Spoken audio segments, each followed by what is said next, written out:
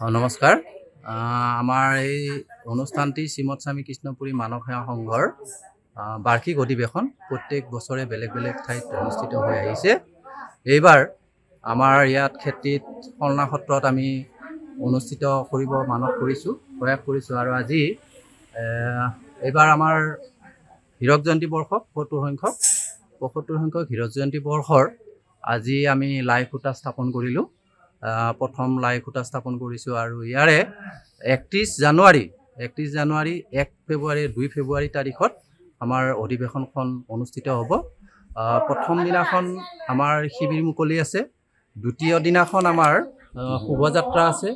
শোভাযাত্ৰাৰ পিছত আমাৰ আছে এইটো আপোনাৰ নাম প্ৰতিযোগিতা আছে আৰু তৃতীয় দিনাখন আমাৰ মুকলি সভা আছে। এই ৩ দিনৰ যি কাৰ্যসূচী আছে, আমাৰ ক্ষেত্ৰী অঞ্চলৰ লগতে ডিমৰীয়া অঞ্চলৰ সমূহ ভক্তপ্ৰাণ ৰাইজক আমি আমাৰ অনুষ্ঠানলৈ নিমন্ত্ৰণ জনাইছোঁ। তেওঁলোকে আমাৰ এই অনুষ্ঠানটোত আহি আমাৰ যি ৩ দিনীয়া বৰ্ণাঢ্য কাৰ্যসূচী, এই কাৰ্যসূচী সাফল্যমণ্ডিত কৰিবৰ বাবে আমি সমূহ ডিমৰীয়াবাসী ৰাইজক অনুৰোধ জনাইছোঁ।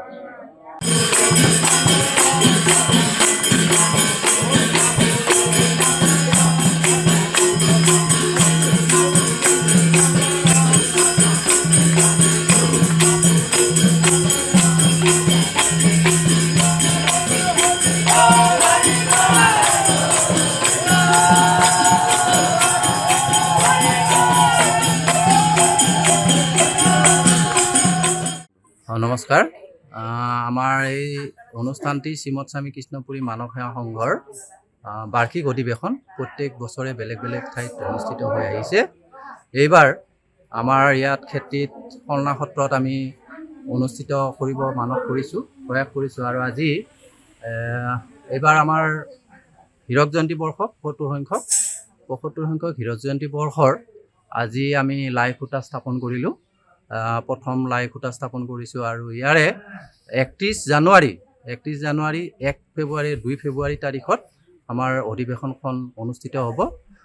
প্ৰথম দিনাখন আমাৰ শিবিৰ মুকলি আছে, দ্বিতীয় দিনাখন আমাৰ শোভাযাত্ৰা আছে। শোভাযাত্ৰাৰ পিছত আমাৰ আছে এইটো আপোনাৰ নাম প্ৰতিযোগিতা আছে আৰু তৃতীয় দিনাখন আমাৰ মুকলি সভা আছে। এই ৩ দিনৰ যি কাৰ্যসূচী আছে, আমাৰ ক্ষেত্ৰী অঞ্চলৰ লগতে ডিমৰীয়া অঞ্চলৰ সমূহ ভক্তপ্ৰাণ ৰাইজক আমি আমাৰ অনুষ্ঠানলৈ নিমন্ত্ৰণ জনাইছোঁ।